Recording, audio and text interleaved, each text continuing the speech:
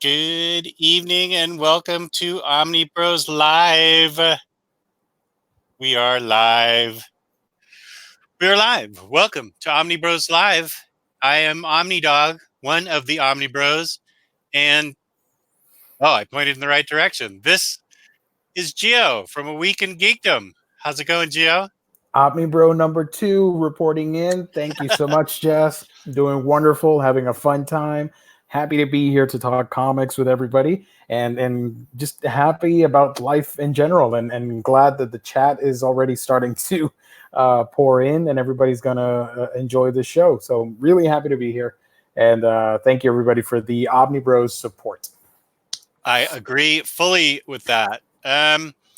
All what you said, and I know I'm going to jinx you, but you look your internet looks sharp tonight, even though you said you were having problems. I don't know. Apparently, it's cutting off on and off, and I called, and apparently they were gonna reset it via internet or whatever.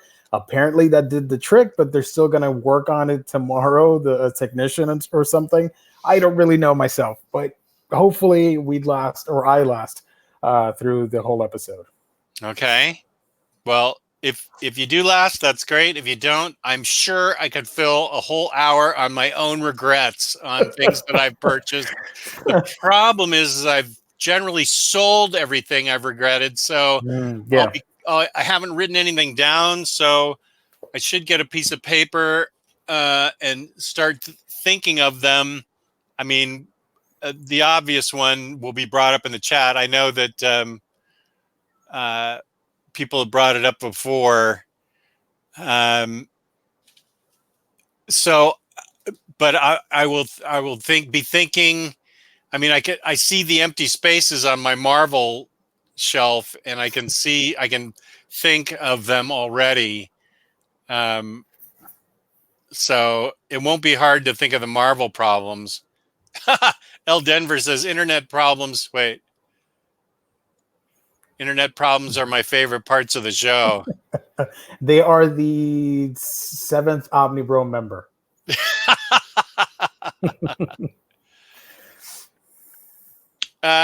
Let's see. So why don't we first talk about our fabulous sponsor. That is InStockTrades.com, where you can get your collected editions up to 50% off. Loyalty discounts add another 2% to that. Every quarter, there's always an Omnibroslive discount code. If you're in the US and you make $50 or more worth of a purchase on books, you get free shipping, which is amazing. Fabulous customer service, fabulous packaging. That's InStockTrades.com. Nicely done. Thank you. Good evening to Make Havoc. Good evening. Hey. L Denver already predicting one. I'm going to predict Identity Crisis gets a mention.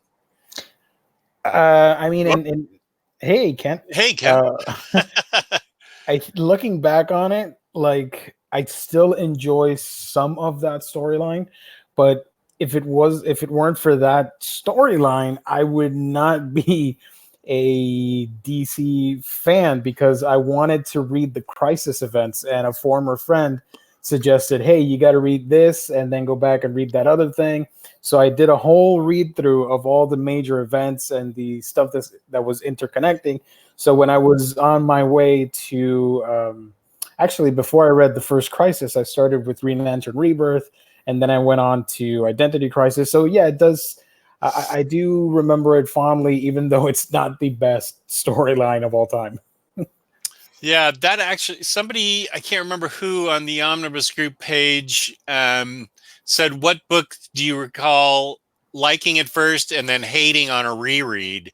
That was like last week. That's where Identity Crisis falls for me.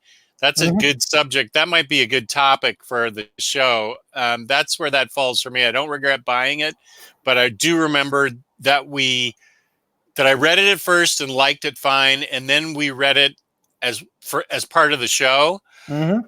maybe a couple years ago, or no? Omar was part of the show, so it was like a year ago. It was early last year. Early last year, and man, did I hate it after I read it. Oh my gosh, did I hate it. Yeah, it gets worse the more you read it, so I try and not reread it. Yeah. Here's a nice compliment. Let's put this up. How's Jess not paid for company jingles? You should be famous, man. Thank you, Divine. That's true. Thank you. The dude that posted that question is mighty good looking. Okay, old Denver. Right on, man.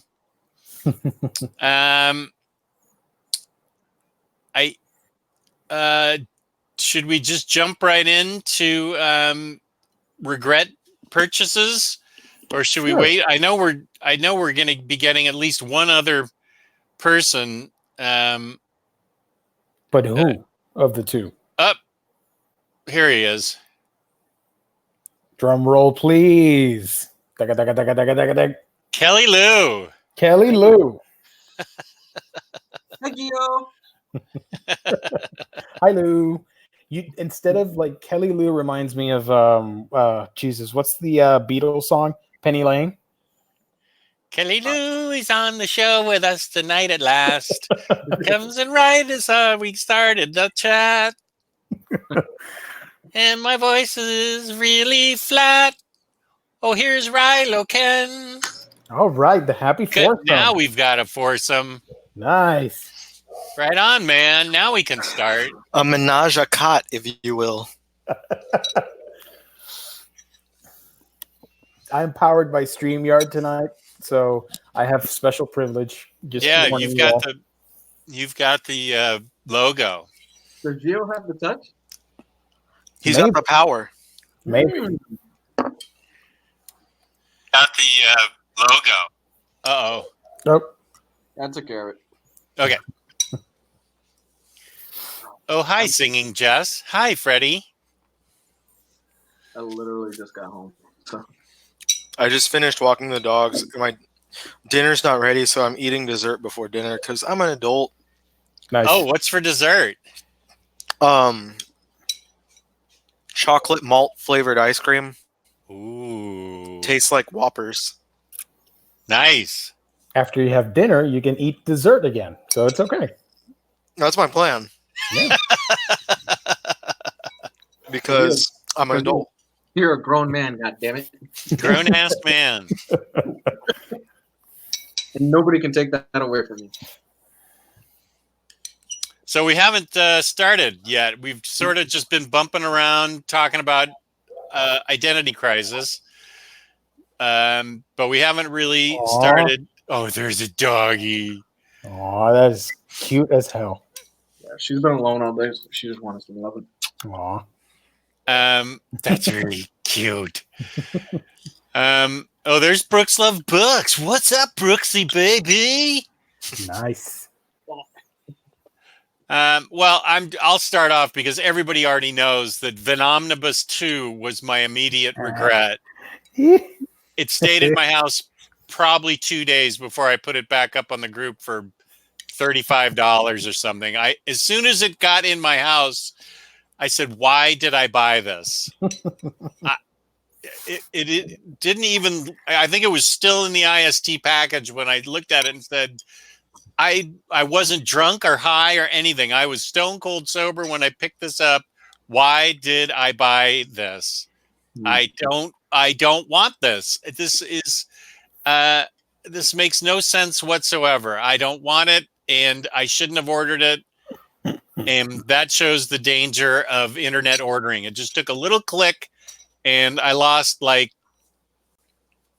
$15. I had to price it $15 cheaper than whatever IST was charging. I didn't even crack it open. I just immediately placed it back in the box and sold it on the group. So I instantly regretted that. And this is something Ryley doesn't know about. This was an impulse purchase.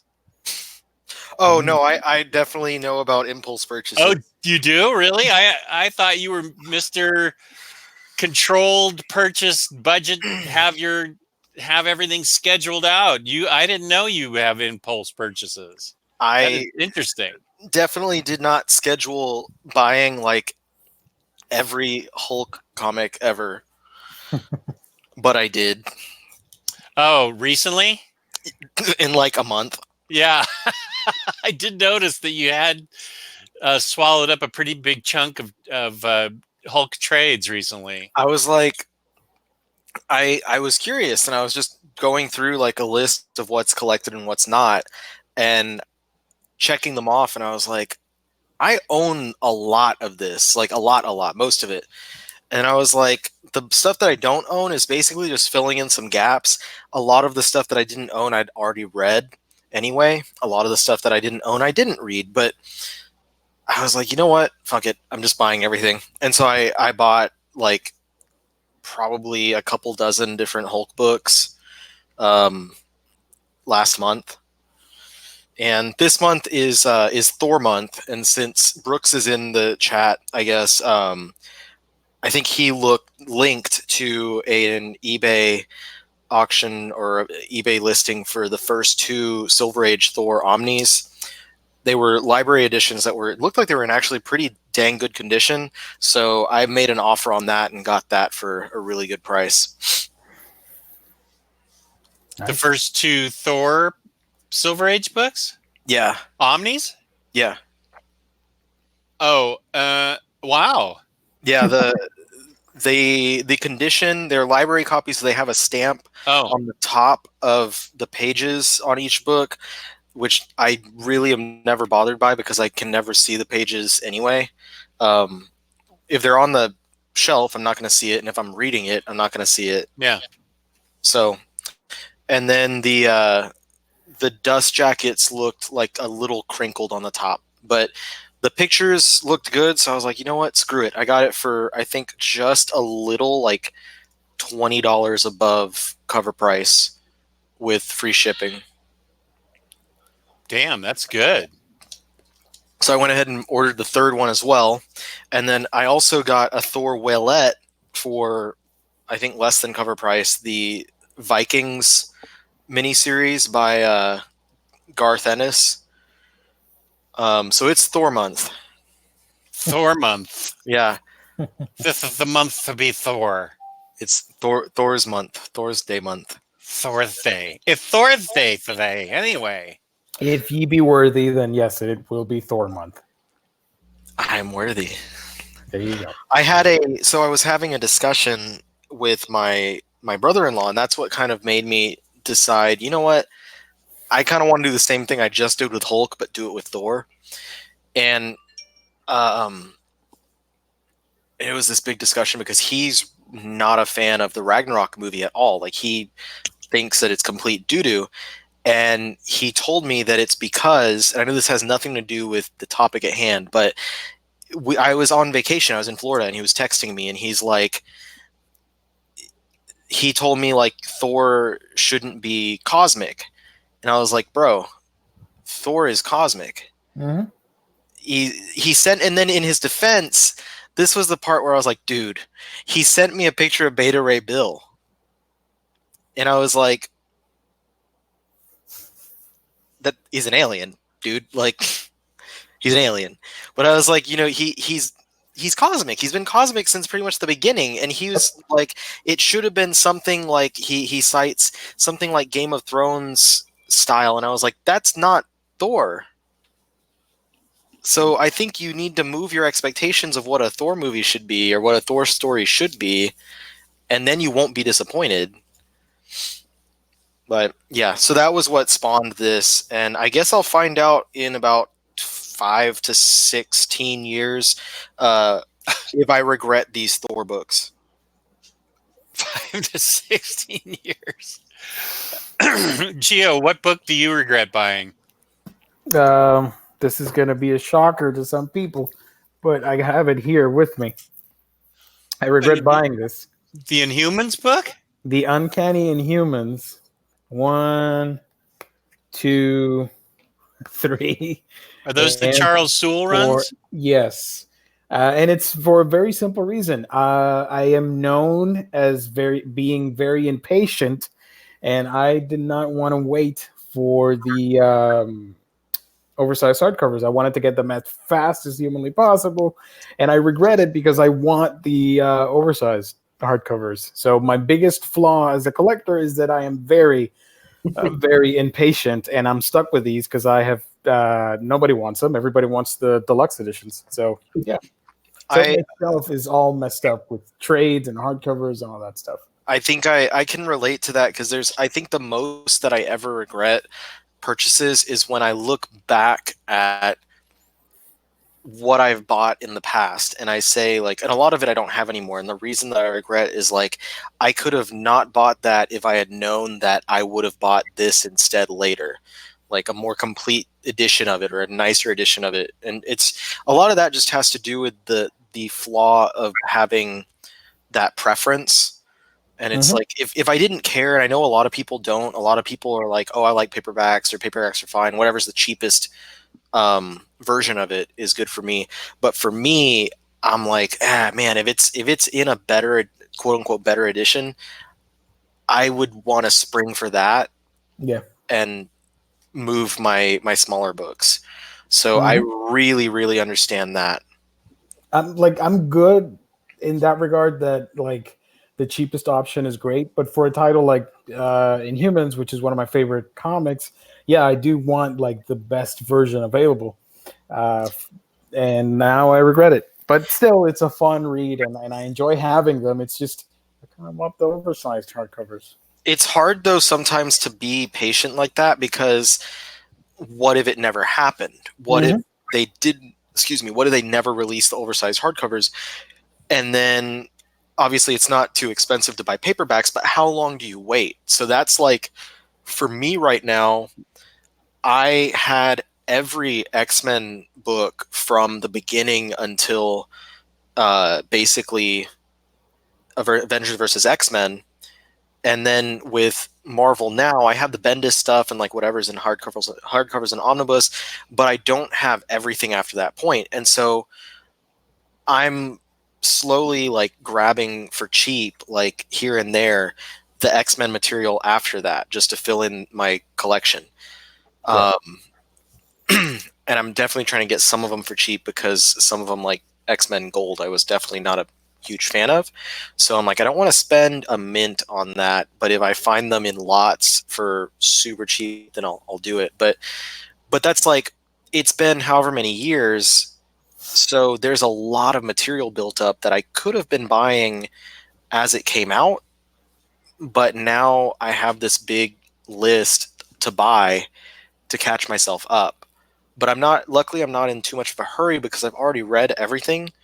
So it's not the idea of like, oh, I want it because I haven't read it and I want to experience it, blah, blah, blah. I've already read it. I just haven't bought the collected editions and put them on my shelves. Edward Nigma is offering to take those Uncanny Humans off your hands, Gio. Ooh. Well, I'll see what, I don't know. I still don't know what I'm going to do. But yeah, Edward, I'll hit you up. Don't worry about it. Okay. Lou, I think I know the answer to this, what you're going to lead off with. Well, I'm not sure. I know there's two choices here that spring to mind. Something by Kelly Lou DeConnick? Well, no, I guess there's three things that spring to mind. What are you going to say first that you regret purchasing? Oh, Jimmy Corrigan. Jimmy Corrigan. Yeah, I can't stand Jimmy Corrigan. I thought Jimmy Corrigan was boring. I understand, I've talked about it, but I understand, it's a prestigious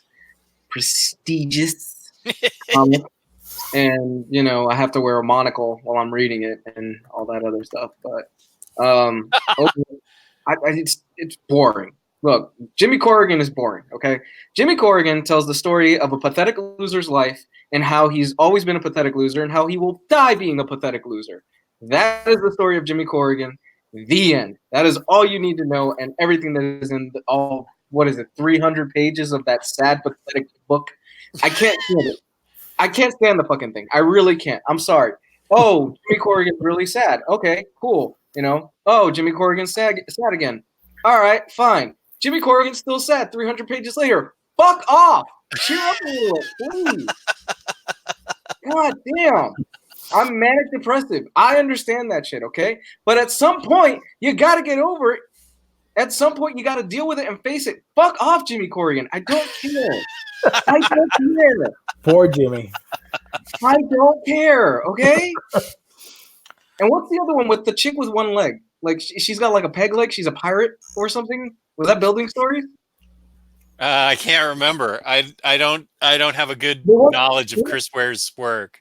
The one that Chris Ware like went through his cabinets and shoved a whole bunch of shit into a box and mailed it to you. Oh, that's Building Stories. Yeah, that's the one. Yeah, where he went through like his whatever cabinet in his work desk and he mailed it to you and said, "Oh, it's art," and everybody was buying it, going, "Oh, it's art." It's boring. It is boring, pretentious, and I fucking hate it. Jess? Wow. Wow. I don't know that I can follow that one up. That was a Holy rant. smoke. That was invigorating. I feel like I got a big splash of cold water in my face. I'm awake. I've known about your hate for that book ever since we started doing OmniBros. So I've always avoided it just because of that. Yeah. So now I don't want to read it anymore. Now I kind of do want to read it. Like, jeez. Who published that book? Who cares? I think his publisher's Pantheon or something. God. Oh boy. You're gonna get a copyright from Pantheon. You insulted Jimmy.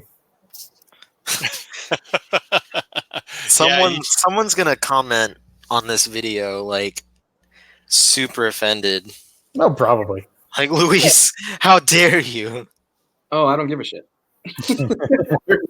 I could not give two shits. Okay, I couldn't. I really couldn't. I'm sorry. I don't care. You have the right to be offended, and you also have the right to be a little bitch about it. That's perfectly fine. But get over it. It's a boring book. Okay. I'm trying to think of what book I regret buying. Because I've been going through my collection and really starting to chuck stuff that I know I'm not going to read. So I've been purging on a big time level. Well, I don't regret that one, but I think it was a boring purchase. I'm actually going to sell the whole Marvel Cosmic Saga books as soon as I'm done with them. Oh, wow. It's not doing it for me. Wow. Oh, my gosh. Darkhawk derailed the train. Darkhawk got to you, man. He really did. There's a Darkhawk worm in my brain. Wow. I'd love that saga so much. It's not doing it for me. I don't know. I'm gonna have to think about this. Well, I mean, everything I ever dumped root beer on, I regret. You know, man, like a lot of my regrets are from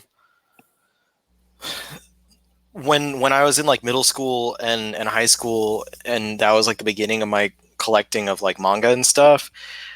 And I'd be like, okay, I know that I have this much money per month from work that I do. And so I would like maximize and just spend all of it on buying manga, and there would be deals. So oftentimes I would buy into titles just because I'm looking around and I'm like, well, it's buy 3, get 1 free. And I'm already buying 6 or whatever. So I get 2 free. Mm-hmm. Which of these series that came out, like, can I buy? And it's not like I would buy the first volume and be like, whatever. I buy the first volume, and then I buy the second volume, and then I buy the third volume, and then about a year later it would be the 6th volume, and then a year after that it would end. And I would have like a 10+ volume series that in retrospect I'm like, I didn't even really like this.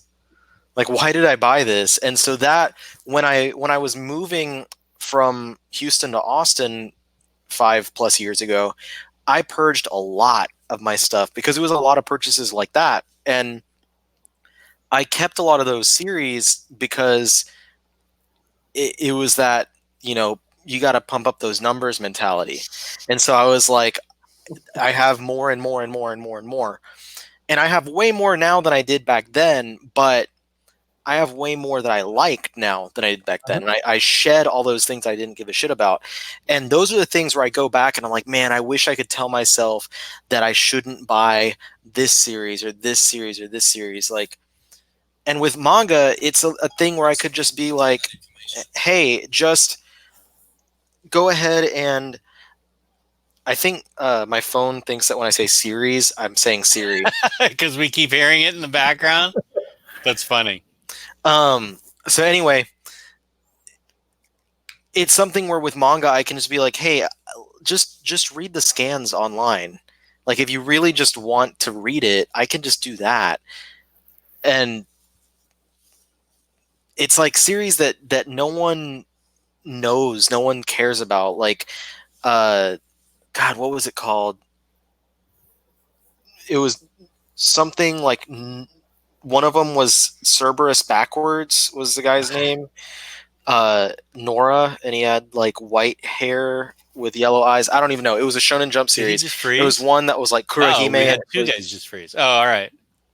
One of them was called Kurohime, and it was pretty entertaining, but then it like got canceled. So I'm like, shit, I just bought 15 volumes of this series for nothing because it gets canceled and never continue with it. So it's stuff like that. So those are probably my biggest regrets. And that in retrospect, maybe only a few $100s that I sunk into those things. So it's not in the big, idea. It's not the biggest amount of money, but at the time, looking back at it at like a few $100s, I was like, shit, because I only wound up selling them for like pennies on the dollar to like half price books. Yeah. I just thought of something that I regret. I regret everything I ever bought about Black Panther. Oh, wow. Love you, Jess. What's that? I said racist. Oh, I'm not racist. I could never find a good Black Panther story. I read Priest's Run. I read... Hudman? Yeah. Did you try the Jason Aaron tie-in to... Yeah, he read that. Secret Invasion. I liked that. That was the only one I liked. That was great. Did read that. That was a great read. And I have not read Coates' Run. I do see it down there. I haven't read Coates' book yet. It's okay. You're probably not gonna like it. I didn't think it. But I had a huge stack of paperbacks, and then I had those two collections, and I just really could not get into them. I thought they were really boring, or I thought Priests was just outlandish and repetitive and told poorly. I think we already reviewed. I think we reviewed this on the show. So, I really regret all the. It's in my stack for giveaway to the library now. All the Black Panther trade paperbacks that I bought.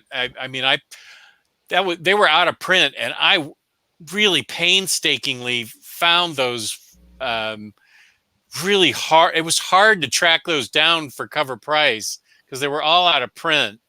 And then I started reading them, and I was really disappointed. So I really regret that I haven't been able to find a good Black Panther book because I really want to like Black Panther. I just haven't found a run yet that turns me on. Do you think maybe for you he works better in a group or in another book? I was just gonna say that, Gio. Yeah. Oh, really? Because I like him when he's part of a team or guest starring in another comic. I'm not a huge Panther fan. That I don't have many books of them because of that reason. Like he's a huge part of New Avengers, and I know you dug New Avengers. So did you like him? I did like New Avengers. Well, I love the movie. If you could write me a book that's like the movie, I'm into that. I think Coates' run was the most like the movie Oh, really? out of all of them, in There my you go. opinion. Except that now it went to, and unless I missed it, which is possible because I read so many series per week that some of them just leak out the other side of my head when I'm done.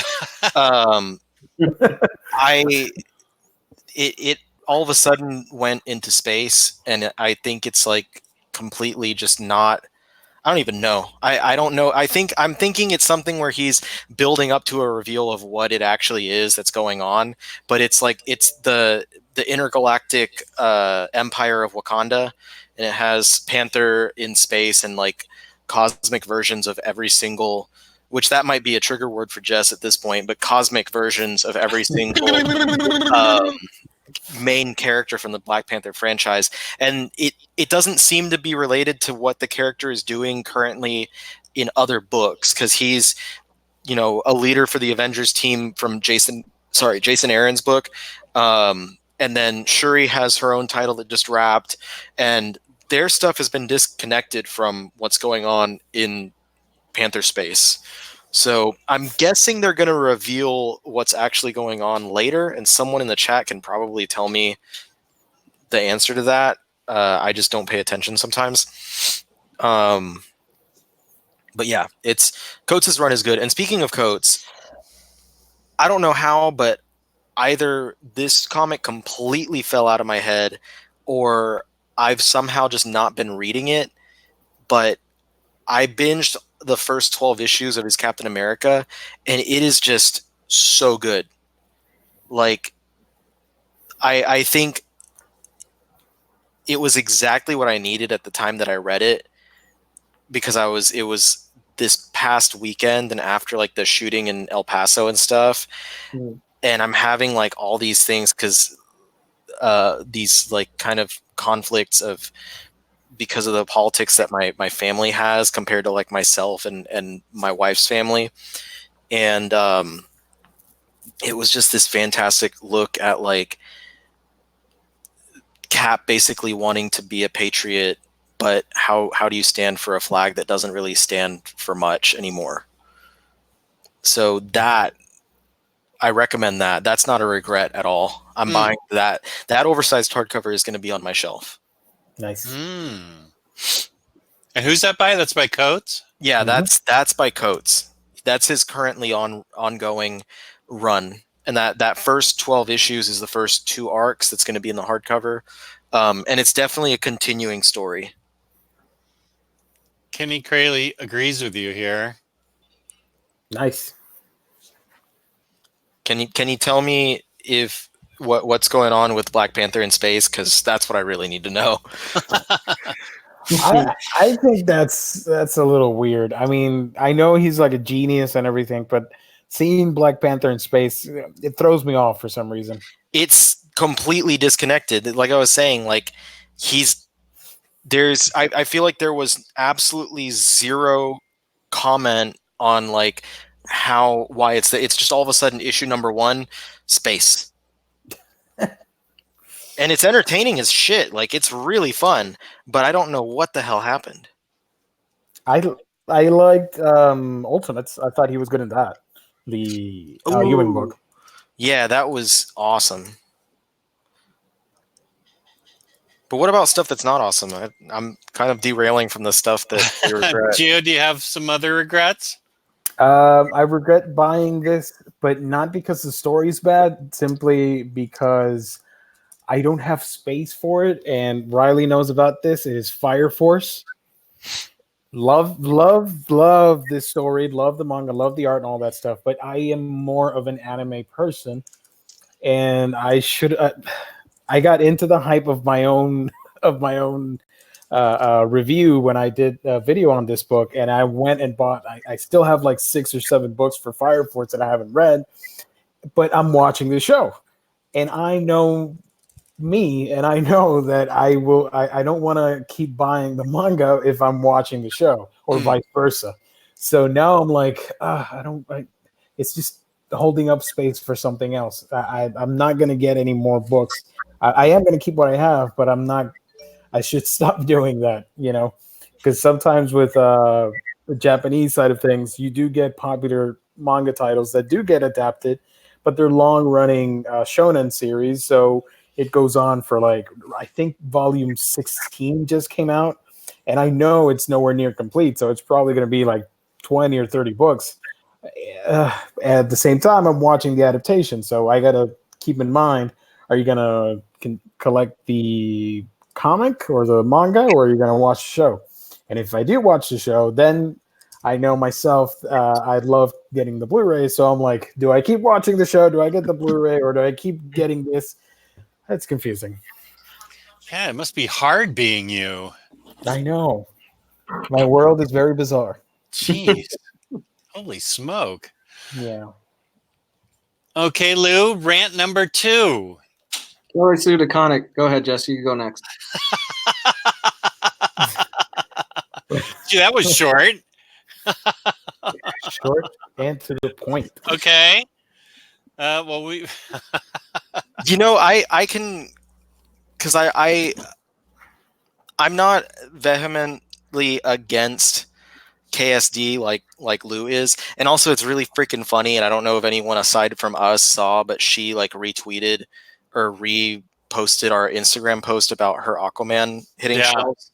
Mm-hmm. And I was like, man, if she watched any of our videos and saw Luis, she'd probably be like, WTF. But anyway, I would have a storm of feminists in my inbox right now. I will say I did regret. I did not enjoy her Captain Marvel, and I've said that before. At least the first part of it was just, I was so let down because it was so built up by so many people. And then when I wound up getting it, I just thought it was very mediocre at best. And the latter part of her run got a lot better, but the latter part was not nearly as praised or recognized. I generally enjoy anything else that I've read of hers, and her Aquaman is really solid currently, so that's really cool. But yeah, I'm really glad that at the time that I bought those books, those paperbacks, they were in print and easy to find. Otherwise, I would have been really disappointed with myself. Yeah. Yeah, it's not a good run. I was buying it in singles when it was coming out, and I stopped. It just got so much fanfare. Like, I don't understand. And, you know, there was, back in the day, like one of the guys that I saw who was like going off about it, he was like, oh man, it's the first Captain Marvel who's a female. And I was like, you're completely forgetting 2 female Captain Marvels. Like, I had to correct the guy. Yeah. That book, Captain Marvel, was my assassination of the Archduke Franz Ferdinand. That set off a war in my head. With her, I will never let go. It was horrible. Everybody's like, "Oh, you should be reading it. It's fantastic. It's great. It's revolutionary." And I'm reading it. I don't fucking see what the big deal is. I really don't, guys. I don't. I'm sorry. It had cool artwork from Dexter Soy. And then it took a shit after. It dove really bad after. What was it? It went bad for a while in terms of art. Well, even Dexter Soy's, I think his work is typically a lot better than it was on that book. And I read that book and I was like, this just feels weird. Like I remember, I think it's the opening scene is her versus like Absorbing Man or something like that. Yeah. And it looked like it was muddy. Like it looked like I dropped my book in a puddle. And I was like, what is going on here? Like, I've seen his artwork before and it looks a lot better. And they tease you with the Jamie McKelvey covers and the Jamie McKelvey and I think Ed McGuinness did the covers and they're bright and colorful, but on the inside, the colors were dim. And that was so weird to me. I didn't enjoy that. Yeah. But the story it wasn't anything different than anything that I had seen from any superhero comic before. And that's where I was disappointed. Yeah. It honey-dicked us. That's really what it did. It did. No, the covers are beautiful. There are some really gorgeous covers. There are some iconic covers in that run. But some of the interior arc in that run is horrible. And, you know, we usually stay pretty positive on this show about that stuff. But I was reading it and I'm going, I just do not see what I felt like I was taking crazy pills. I did not see what everybody saw in that damn book. I was afraid to say that I didn't like it because so many people liked it, and I was like, am I wrong? What is going on? So I was pretty quiet about it until I started seeing that I wasn't the only person that said these things. Can I share my screen for a minute so everybody can see the art on that book? Yeah. Let's see. Let's see if I can do it. Share screen, application window, Chrome. Why can't I? Oh, okay. Sorry. Never mind. Got it to work. Can you guys see me? Yeah, I see you. And on YouTube, it's you. Whoa, not anymore. What's happening here? There you go. All right, I have. Okay, wait a Hold second. on. Whoa. All right. Let me try again. My bad. Share screen, application window. All right, I got it to work. Let's see if it works. Can you see it? Yeah. All right, Yep. So that's the cover. Look at how bright and colorful that is, and then look at the opening pages for the book. It's very different. That is exactly what I'm talking about. And it's like it's muddy and it's trying to be kinetic, but I don't think that it's successful. No, it's not. It's horrible. Okay, I'm done. Yeah. Okay. I'm sorry, Jess. We all know you love that run. We're sorry. Oh, I haven't even read it. I thought you read it. No, I haven't read it yet. Oh, It's like in the How down dare at the you. bottom of my stack of things to read. I haven't had a Oh. chance to read it yet. man, It's only just been don't- out like 2 years. donate that to the library. Keep it Huh? there. Just donate it to the library. Don't I want to read it still? No, it's I haven't read hardly any Captain Marvel since like original Captain Marvel. Wow. I don't mean original, but like Ms. Marvel, Captain Marvel. I haven't read any modern day Captain Marvel. Oh, cool. So Monica Rambeau was like your Captain Marvel. I guess so. Yeah. Yeah. Yeah. I would have loved to have seen a Monica Rambeau film. Yeah. I think I regret buying Punisher Back to the War Omni. That was an impulse purchase and I got it. And it's just random Punisher appearances, like from his beginning. And then like his very first appearance and then all his appearances. It does have the Mike Zeck cover, so I might be able to sell it on eBay since it's out of print now. But that was a regret that as soon as I got it, I was like, oh, this is just why did I do this? It's a bunch of random Punisher appearances. It's not a collective story that I can read except for like the last 4 issues. It's just a bunch of random Punisher appearances. I told myself not to do this and I did it. So that was dumb. Mm-hmm. Yeah. You can send it to me because it has a couple of random issues of Spider-Man I need. I thought you didn't like this book. I don't. That's why I'm taking it for free from you. Oh, free? Yeah. Get that OmniBros discount. I'll do you a favor. Take it off your hands. You don't have to worry about it anymore. Oh, You don't even have to pay me. I don't have to pay you to take it off my hands. Yeah, no, it's not absolutely. it's it's not free. that big a regret. It's a free service. You heard it here, folks. Mail all your bad comics to Ryley. Yeah, I'd do that. What Spider-Man comics does it have that you don't have? I think it has some random. I mean, I might not even be right, but I think it's one of those that has a couple of random issues of like some of the side series. Because the way that I did the Hulk, I did Spider-Man the month before that and collected like every Spider-Man book. It's got Spider-Man 129, 134 and 35, 161 to 162, 174 and 75, 201 and 202,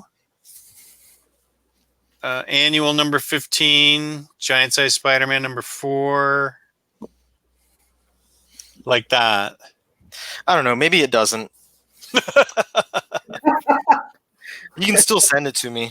That was a quick 180. It might be another book that I was thinking about. I could be wrong. I've been running through so many collections lately. I don't even know what's what anymore. It does have all these comics, which is cool. I don't know. It does have all these, which I think, I don't know. These all appealed to me at the time. All these different Daredevils and Spider-Man and the Punisher magazine. Oh, you know what it is? I'm thinking about the Marvel Universe by Frank Miller. Oh, that's the book you're missing? Copies of stuff? Because I think there's some of his, he might have done some issues of a Spectacular. And I collected all of the Amazing that there is in collections, but I did not really touch Spectacular. You got everything already? I got everything. Amazing. Wow, that's amazing. Like, well, everything that's collected. So, I mean, I can look real quick, aside from Masterworks, because I don't do the Masterworks. That's one of my goals eventually. I want to own every single Amazing Spider-Man issue. It's always been part of my bucket list. I'm missing issues. So basically, the material that's in Amazing Spider-Man Masterworks number 15 through 21, I don't have any of that material, and that fits between the 4 Silver Age Omnis and the Roger Stern Omnibus. And then there's very few gaps after that.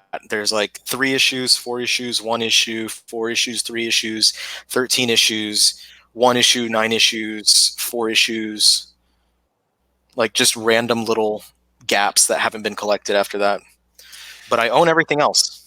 I don't know. Looking at the back of this book, I'm starting to not regret it. I like some of these issues, like Daredevil, Captain America, the Punisher, Mike Zeck drawn issues 1 through 5. Maybe I should keep this. I like that it's got the magazine Marvel preview. I don't know. If I sold it, all I'd have is money. But if I keep this, I get to keep the book. I can go to an ATM and get money. I like where your head's at, Josh. If you were in it, you would. It's like from Weird Al's movie UHF, where they're like, the mystery box. What's in the box? I think they did the same thing in Family Guy, and they're like, the Family Guy was a boat's a boat, but the box can be anything. Money's money. The book. It could even be a boat. Yeah, the box could be anything. Could even be a boat. But UHF did it, and it was like, "What's in the box? Choose the mystery box. Oh, red snapper." And it was like some game show with fish or something. I don't know if any of y'all have seen that movie. Or UHF? I think I saw it when it first came out. I'm just laughing to myself here. Weird Al was Conan the Librarian. Or I don't think he dressed up as Conan, yeah, they're like, "Where do you find this book? Haven't you heard of the Dewey Decimal System?" And he like drops an axe on the person. Classic.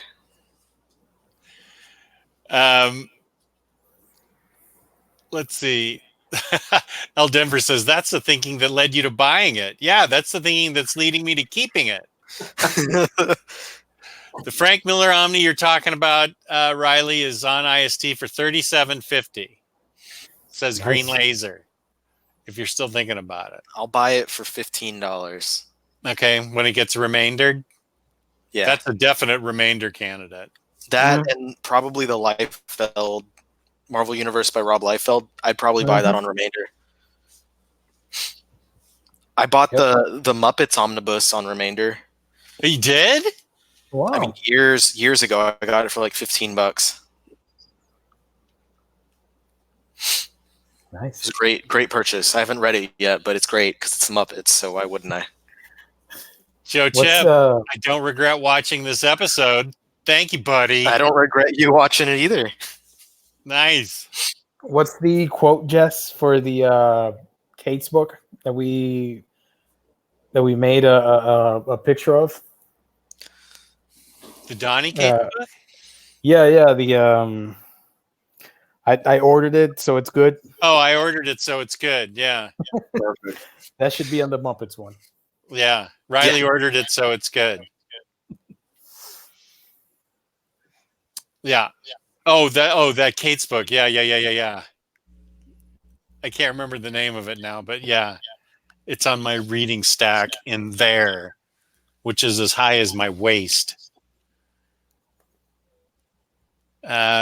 Yeah, but that's not every book you own that you haven't read, though, because that would be as high as like the Empire State Building. Right. That's basically this entire room stacked to the top of the house. Right. Yeah. That's this room. Pretty much. Gio, do you have I was going to say an unread book. Do you have a book regret? There was a book that I had, and I can't even remember the name. I didn't like it, and I ended up just giving it away to a friend for free. I even made a video on it, but I cannot remember the name. Let me see if I can find my own video on it, because I'm that dumb. Yeah, I'm looking right now at my channel on my reviews, because I cannot remember. I've been trying to remember for the past 15 minutes. El Denver, don't worry, I'm getting to that. Peter Gabriel or Phil Collins. That's funny. What about movies that you regretted watching? Oh, that would be a huge topic. That could be next week's topic on Movie Bros. Brutal Nature. Sorry. I regret nothing. Brutal Nature. I don't know if you guys have read that. Brutal Nature. Is that some kind of manga? No. It's a comic book about a South American Indian that gets superpowers, but they're nature themed. It wasn't that great. Like, the premise sounds awesome, but it was a bad book. We were Indian Captain Planet Games. It's from IDW. And let's see. It's a young man that gets ancient powers to fight, that pits the indigenous people of Colombia against the encroaching Spanish Empire. It sounds more badass than it actually is. It was like 4 issues, and nothing really happens, and it ends kind of abruptly, and I don't think there was a follow-up. I'm not too sure. I do remember that was one of the first dislikes I got on a YouTube video. Somebody was not pleased that I hated it. Somebody really loved it. I know. I'm like, okay, I got to be a little bit more careful with what I say on book reviews, because people like everything.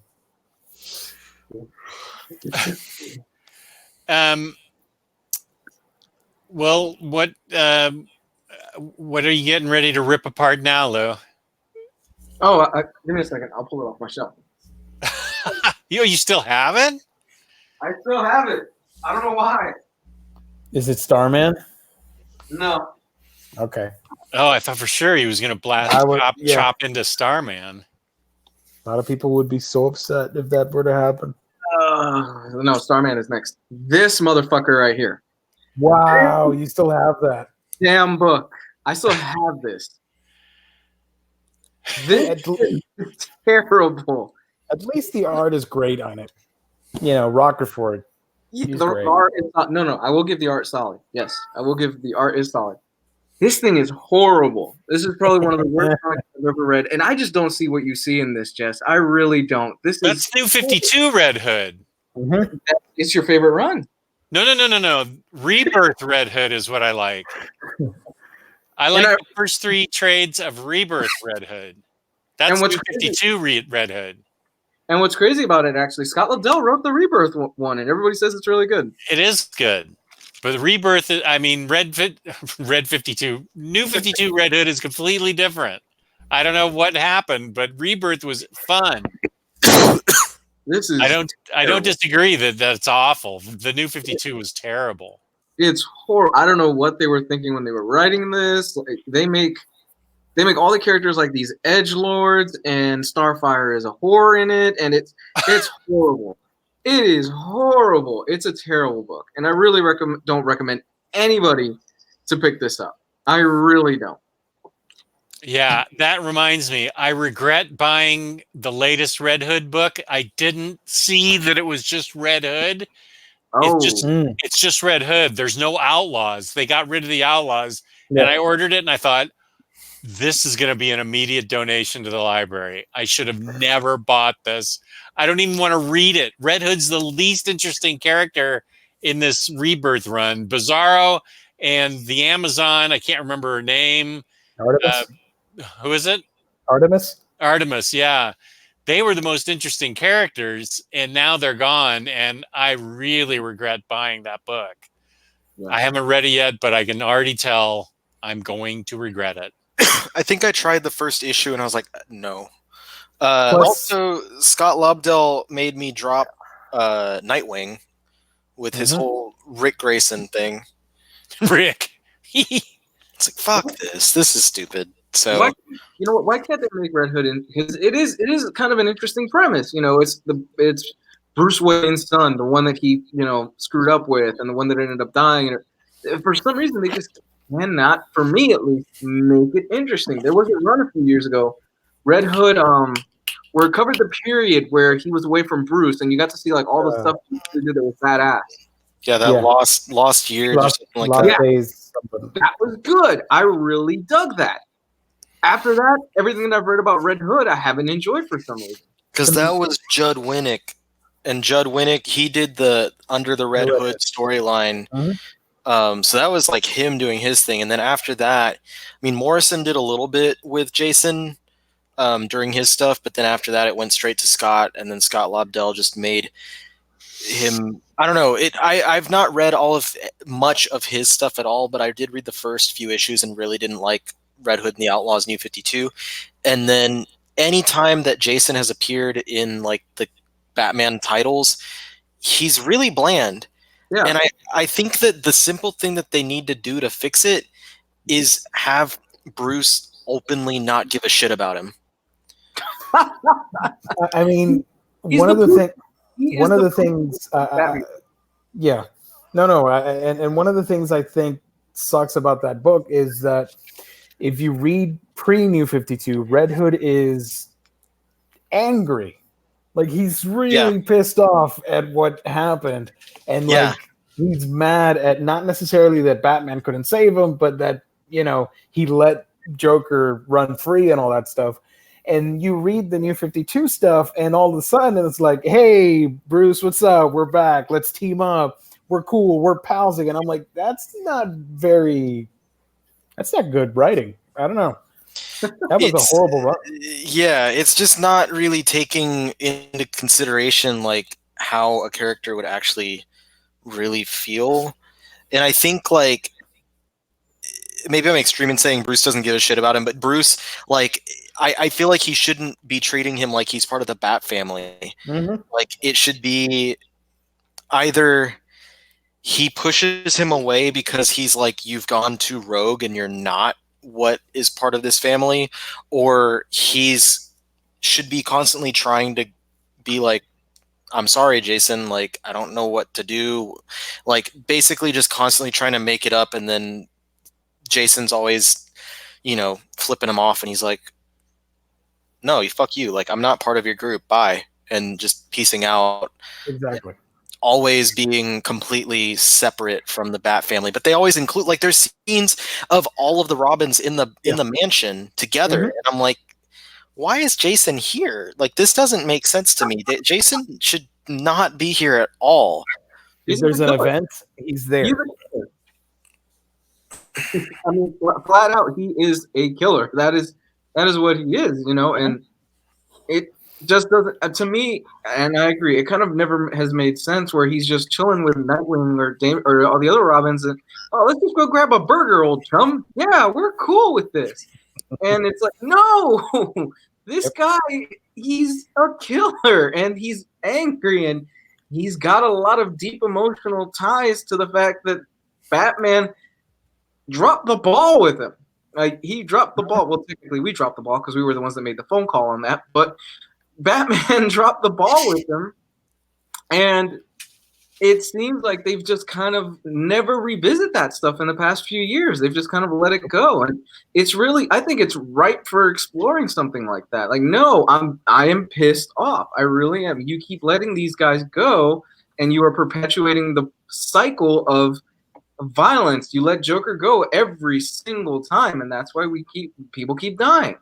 Mm-hmm. And that's one of the reasons why I did like Red Hood, Under the Red Hood, the film. Mm-hmm. Where who was it? Jensen Ackles, the dude from Supernatural. He voiced Red Hood. That's my favorite DC animated film because they nailed it. Yep. Yeah, and like Scott Snyder would do an event with his Batman run, and all of a sudden we got to get the whole Bat family, and Jason's there. I'm like, what are you even doing there? No, he should be completely disconnected. Yep. Completely. I think they got the name right because Red Hood and the Outlaws is a badass title, but the run is just plagued with issues. I haven't read the Rebirth stuff, but the New 52 is no bueno. And what I would like to see, it'll never happen. I would honestly like to see Garth Ennis get his hands on Jason Todd and make him his version of the Punisher in that universe. Ooh, that's a good idea. Mm-hmm. I would love to see that. That'd be cool. But it'll never. I doubt it would ever happen because Ennis hates superheroes. So.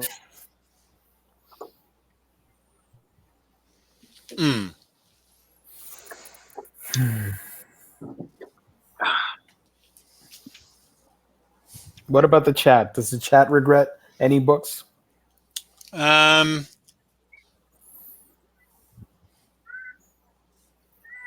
They were talking about, one guy was talking about how great Under the Red Hood was. Under the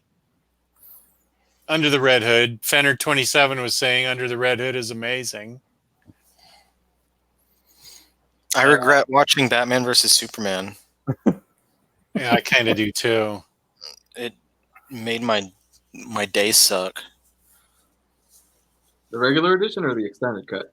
The extended cut. I didn't mind I thought the extended cut was a little better. I never watched the regular one, but the extended version was just too. It's bad. It's just bad. That's what it was. It was too bad. I had actually a really good explanation. I don't remember where he had watched or read the explanation of what didn't work about that movie, and it came down to.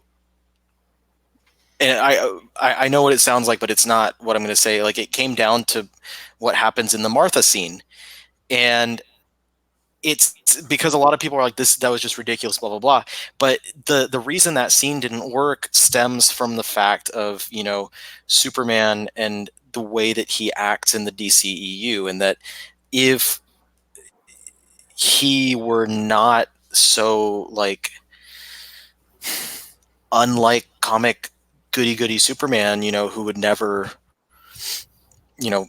kill and stuff, like he wouldn't, I don't know. It's a really interpretation type thing because Superman has killed before, but it's a scene where Bruce realizes this guy is he's not a human, but he's a human, he's man. He is a person, because when he sits there and he's like,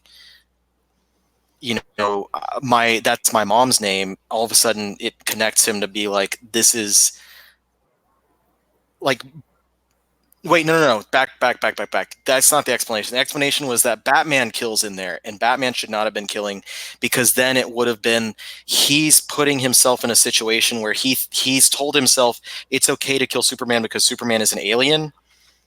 But when Superman tells him, like, my mom's name was Martha, then he would have been like, oh shit, he's a person. Like, I don't kill. Like, what am I doing? What have I become? What have I let myself do? But because they have Batman be so violent and okay with killing in the movie, it completely neglects any sort of gravitas that scene could have had. And that was the explanation. I was like, oh shit, that was actually a really solid reason why this could have been good.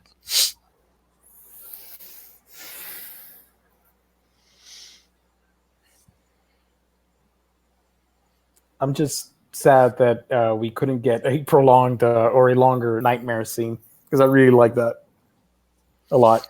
That was the part where my wife pieced out, because she was like, the fuck was that? And then she's like, I'm done. I'm done. That made no sense. Bye. I'm done. Why did you say that? It was going to be explained later, but it never happened. And I'm pissed off about it still. Yeah, Snyder, during a convention, he pretty much laid out what his whole plan was as far as the DC movies going forward. And I was like, ew, I don't know about that. The thing, a plan is a plan, but I could tell my parents what my plan was to make all A's in school, but I still failed, you know? So my plan is no good at that point. Amen. Words are cheap, amazing man. analogy. Yeah,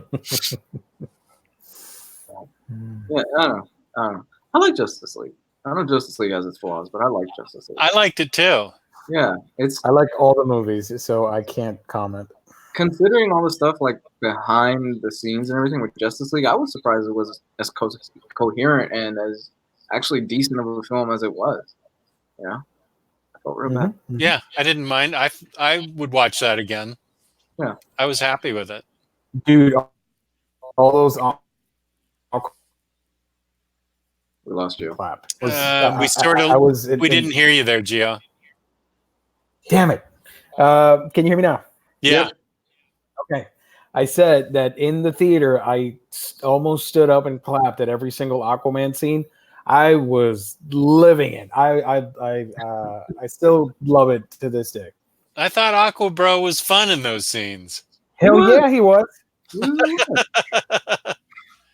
Man, he was one of the best parts of that film. I love Jason Momoa's Aquaman. I liked Aquaman. I'll tell you that much. Oh yeah, I loved that movie. And I said this last year, and I will stick with it. I actually had more fun with Aquaman than I did with Infinity War as a film. Mm-hmm. I was pretty lukewarm on Aquaman because it felt too much like a late 90s, early 2000s adventure movie, like Brendan Fraser's Mummy, but with water. And I was cool with that. I wanted, like, not wanted, but when I went in, that wasn't what I had any expectation with what it was going to be, even though I should have because of the trailers. But I think it was the fact that it was that, but also the water, because the water scenes were what threw it off for me, and everyone was really awkward in the way that they spoke, and everything looked kind of awkward. And yeah, it was like it towed the line between, like, for me, acceptable, entertaining movie and like not really entertaining.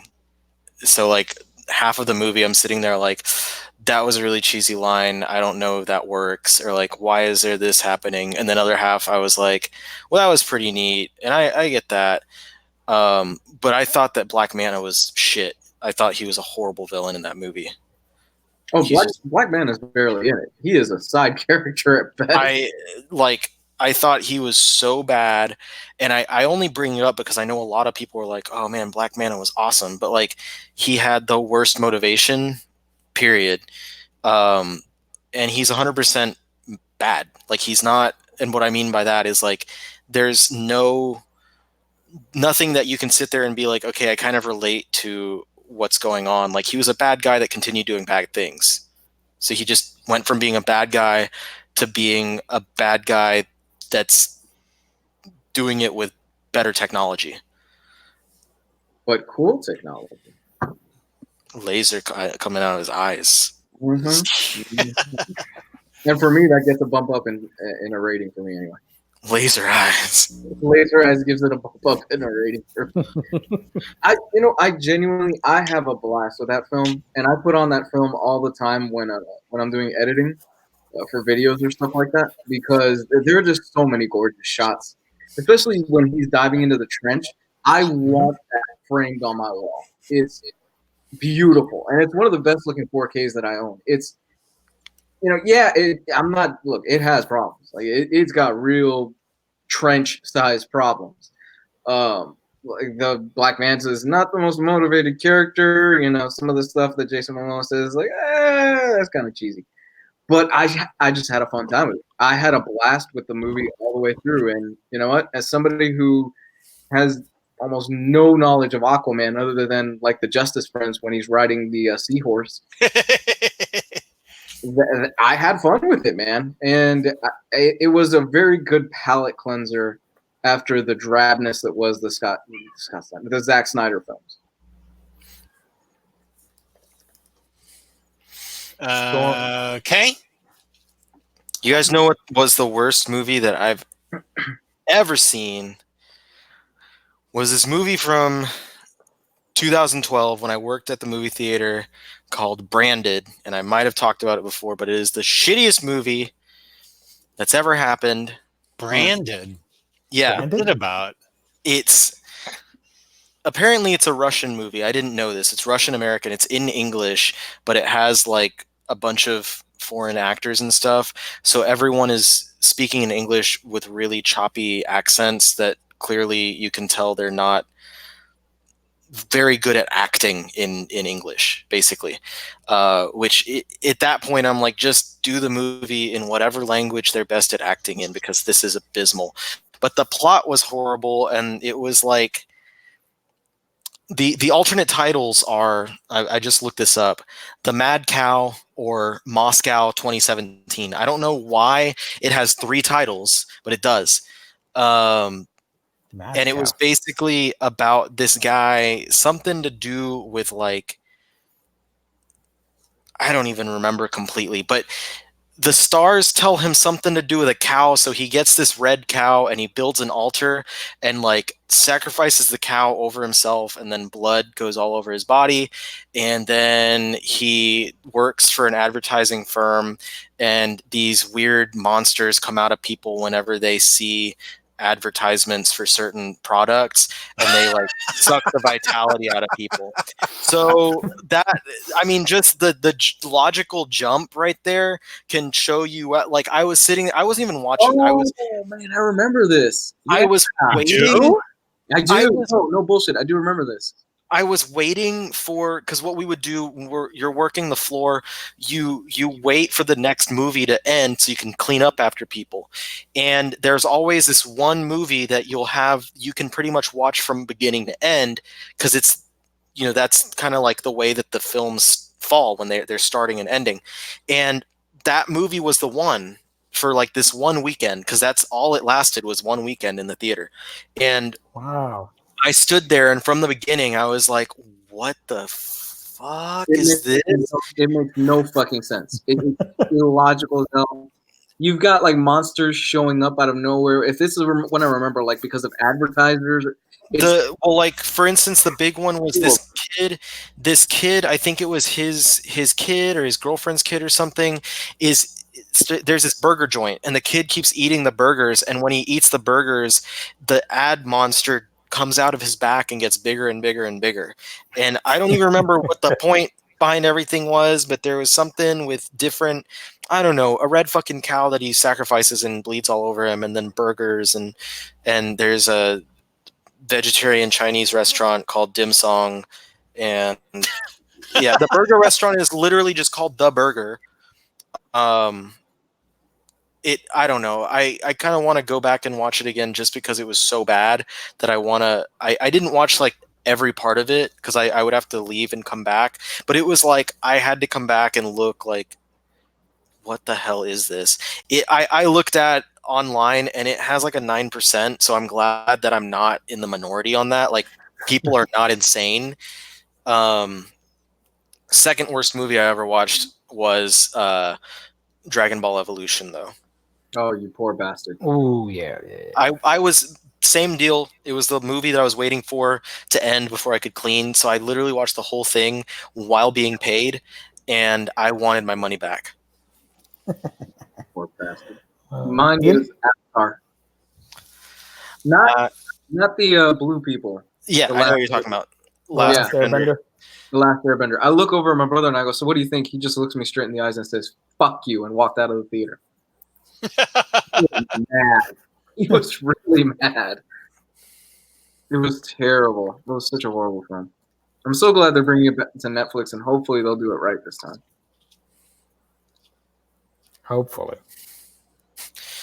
I'm looking at some of the critical response, and it says this one guy said he didn't understand the story fully and wrote that he wanted to sue the filmmakers for defamation of the senses. Adding, not since Mystery Science Theater 3000 went off the air have I watched a movie so lacking in basic competence and craft.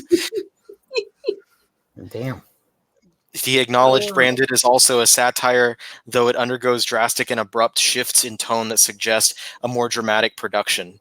Which is exactly like it starts and you're like, what the shit? Like it seems like it's going to be really dramatic, and he gets the cow and the like builds the altar, and it's this cosmic, like the universe is telling to do whatever, and then all of a sudden it turns into these weird alien things popping out of people's heads. But with that, I'm going to leave you guys because I think my nephew is they just got him in the ER. Yeah. So Oh wow! and we're going to see what's going on with that. I don't know if we're going to be able to go in there, but Hope he's okay, man. Hope he's okay. Mm-hmm. yeah, I don't know, maybe a stomach virus or something. I heard he was throwing up today, so he was getting worse and worse, so they decided to take him to the hospital. So anyway, I'm gonna peace out. Hopefully everything goes well. I have faith that he'll be fine. And I will talk to you guys later.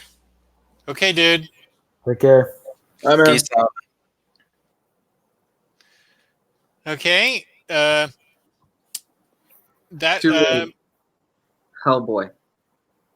Hellboy. Did you see that? We can move on. Well, before we get further derailed, this is probably a good point for me to talk about our sponsor, InStockTrades.com, where you can get your collected editions up to 50% off. Loyalty discounts add 2% to that. So if you do the math, you can get your book over half price. 52% off you can get a book for. That's amazing, I think. You should think that too. Every quarter, there's an Omniboslive discount code. If you're in the United States, you make an order over $50 or more, you get free shipping, fabulous customer service, fabulous packaging. That's InStockTrades.com. Right on, In Stock Trades. Right on. Love them. They're the best. They are the best. Yes, they are. They're amazing. Oh, Amazon Prime has the untold story of Roger Corman's The Fantastic Four. It's a great doc. You really should watch it. That sounds. I remember when that was being made. It's a Back good in like the late 80s or early 90s or something. Mm-hmm. Yeah, What's that? it's a good documentary, man. You should check it out. You should check that one out. And there's a documentary about Tim Burton's Superman movie that never got off the ground. Oh, was that with Nicolas Cage? Yeah, Mhm. yeah. That's a great doc. It was made by John Schnepp, rest in peace. But it's a freaking great doc, man. And you know what? It sold me on wanting to see the film. It really did. Hmm. It was Superman Lives, right? Mm-hmm. Is that on Amazon also? I think it's on Hulu. I'm not sure. I love docs. So, I mean, the three I would honestly recommend off the top of my head for you, Jess, if you haven't, is Jodorowsky's Dune, which is great. It's fantastic. Have you ever read the book Dune? I read it back in like middle school. Okay. Jodorowsky was this I think he's Italian or Spanish, Spain filmmaker, and he wanted to do Dune in the 70s or 60s. It's been years since I've seen this, but he wanted, like, it was incredible. Like, he wanted Freddie Mercury to do the music. He wanted Salvador Dali to do the art. It was just huge in scale and scope. And it's a brilliant documentary that just goes over everything he wanted to do with it and never got off the ground. That's really good. The Bill Finger one, which you really need to watch. Oh yeah, I need to see that. Yeah, that's a good one. Really good. What else? I think I talked with you guys about it, that I saw a documentary. What was it? He's Chilean. My mistake. I apologize. He's Chilean. Who? Jodorowsky. Oh yeah. He's. I was gonna say Argentina, from Argentina, but no, he's from Chile. That's a good one. There was one I saw a few weeks ago about, like, the first true, and I don't remember the name of it, the true death metal bands, like Swedish death metal bands, like the guys that would burn churches and stuff like that. That was really good. Just a whole bunch of docs that have been coming out over the past few years are good. Shoot, I can't remember. I saw a documentary recently. It was comic book related. What was it? Yeah. Okay. The Mr. Rogers one, yeah, that I was crying.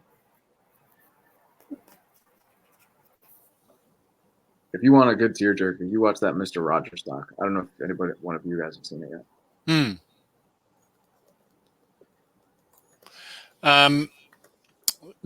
Somebody brought up, let's see here. Fenner 27. This is the topic. Do you guys think DC Comics is going to go away? Plenty of talk about AT&T ending them at some point. I've been ranting and raving about that for a few months now. I think that's going to be a topic that you guys are going to talk about on Sunday. I'm not going to be here Sunday. I'm going to be in Philly, not getting the sandwich I want. But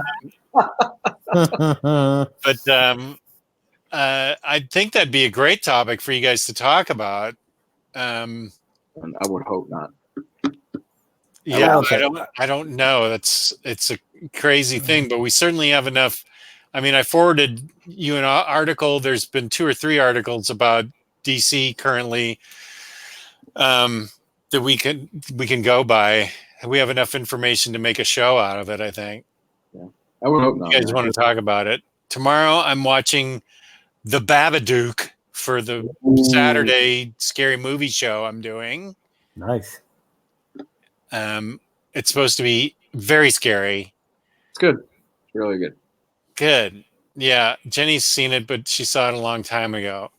So, and then I think there's something else we want to see, but I can't think of what it is. What do we do in the shadows? She saw it and said it's just a full-on comedy. Yeah, it's a horror comedy. I love it. She said it's good though. She said it was great, but she didn't think we should. It was. She said I should see it, but that she didn't think it was good for the show to review because it was just funny.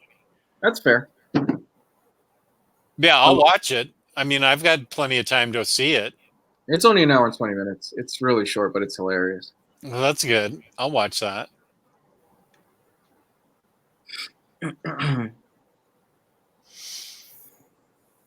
I keep thinking there was another doc that I was going to say for you to watch, and now it's bothering me that I can't remember it.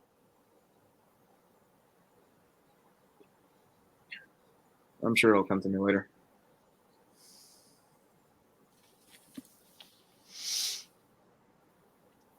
No, I did not see Kids for Cash. What's that? That doesn't sound good at all. Is that the one that? No, that's not the one Gabe was talking about a few weeks ago, was it? A few months ago? Oh, Hereditary is awesome, Aiku. I love Hereditary. Yeah, that stuck with me for a long time. There are some images in that film, man, that'll just be burned in the back of your head. I agree. Yeah. And Midsommar is like that, too. There's some stuff in there where you just can't shake that stuff out of your head when you see it. Tyler T-Bone Blunt came in just to say, I regret buying Animal Man. Wow. Damn. Them's fighting words, son. What are you talking Shocking. about, man? Who's Animal Man? Shocking. All Animal Man is good. Mm-hmm. Animal Man is life.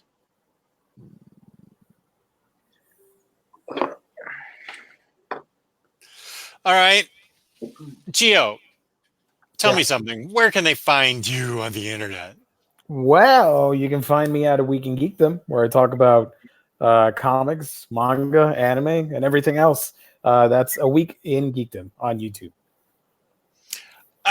Tyler Blunt, I'm going to kick you out of this chat. I'm not on YouTube, though. I can't do it. He says the overrated Grant Morrison. Oh, wow.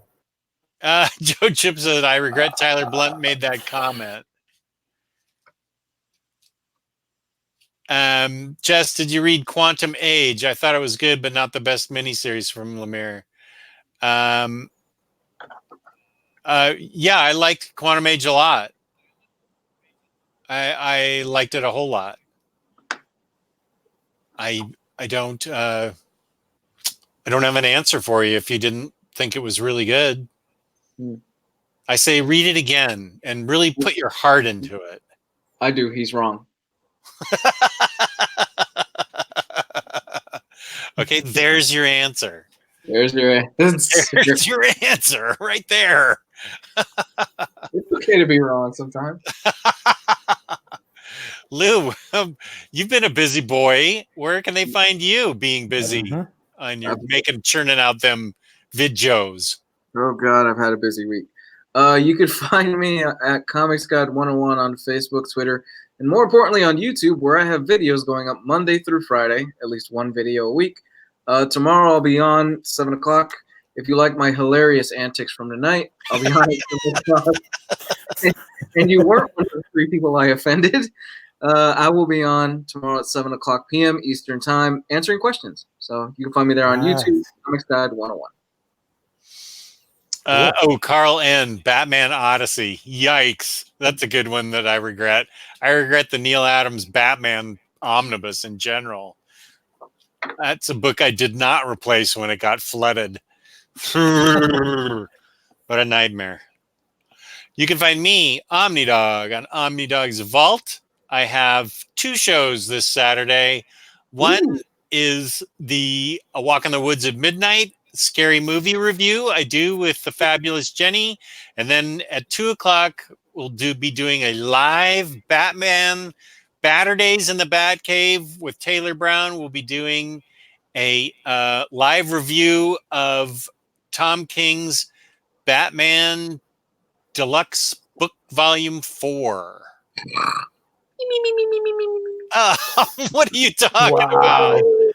Oh my God, get off of this show. What do you know? Oh my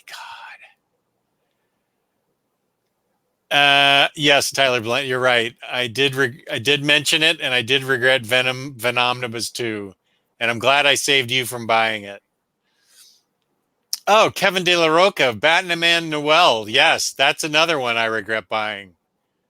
Batman Noel was lame. I still didn't read that. Is it like so? It's called. The only thing I know is that the cover makes it look like it's Christmas Batman. So does like Batman accidentally trip Santa Claus, breaks his leg, and has to do his rounds for the night or something? Oh, it's like Batman is Ebenezer Scrooge. Ah, God. Stupid. Ah. Oh, That's it's stupid. That's our trope. But the art is nice in it. So yeah, Lee Bermeo knows how to draw. I'll give him that. Bruce, you will be visited by 3 Robins past. Yeah, it's super lame. Who are you? Buying that. I gave it away. Who are you? Are you Dick Grayson? No. Jason Todd, dead 3 times. I'm Rick Grayson. I'm Jason Todd. Who? Jason Todd. Damien? Oh yeah, Astonishing Wolfman. I regret that one too. Oh yeah. I regret anything by Kirkman. Except Invincible. I still have my hopes up that that's going to be a good read. Temper your expectations. Okay, everybody. Thank you for tuning in. Thank you to the chat. The chat was lovely tonight. We appreciate our viewers. Those of you who just sat back and watched and enjoyed the venom that came from Venomnibus Comics Guide 101. Kirkman will be the next Batman writer. You shut your mouth, Austin Caldwell. How dare you? Thank you to the chat. Thank you to everybody watching. Please hit the like button if you can. Smash that like button. Feel free to subscribe, leave comments, write us an email. You know the drill. Patronize our sponsor, InStockTrades.com. They're great. So, on behalf of the other OmniBros and myself, I say good night and peace and love. Peace and love. Goodbye. In the ghetto.